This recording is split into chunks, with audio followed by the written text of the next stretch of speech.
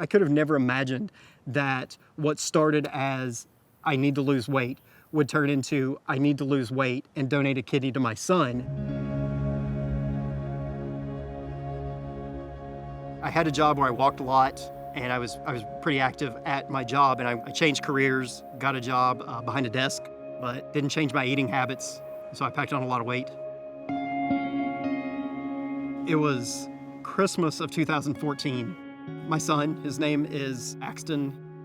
We thought he had the flu, so took him to the emergency room. They told us we needed to take him to the Children's Hospital in Dallas. They didn't tell me why. They just said, you need to take him right now.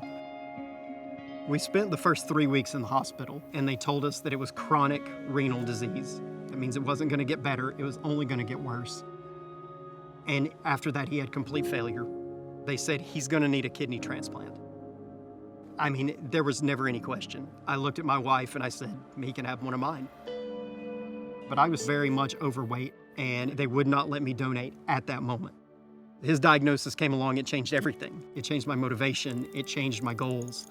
The goal is to get healthy. The goal is to get to my goal weight. The goal is to be in the best shape that I can so I can donate a kidney to him.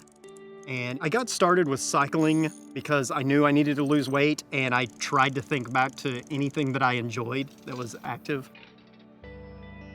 But when I started riding bikes to lose weight, I didn't actually lose any weight, and I wasn't sure why. You know, in my mind, I started exercising, I should start losing weight, but I didn't think about the intake. That's when I downloaded the MyFitnessPal app, and that was the first step in learning what I needed to change. The journey to transplant was long. We had to make sure that my body was ready. I had to go through just a battery of tests, but when they said, yes, you can donate, it was, we're doing this next week. From the very first day after transplant, he was like a different kid. After just 2 weeks, he was running around the living room. Everything in his body was working the way it was supposed to for the first time in years, and he felt amazing. I felt awful, and I loved how bad I felt because it meant that he felt great. I still use MyFitnessPal to track my calories, but instead of just calories, I really use it to track my macros, my carbs, my fat, my protein, so I can meet the ratios that are gonna help me hit my goals on the bike and perform every day. And when I hit those moments of struggle, I would think about him, his fight, his drive. It was infectious.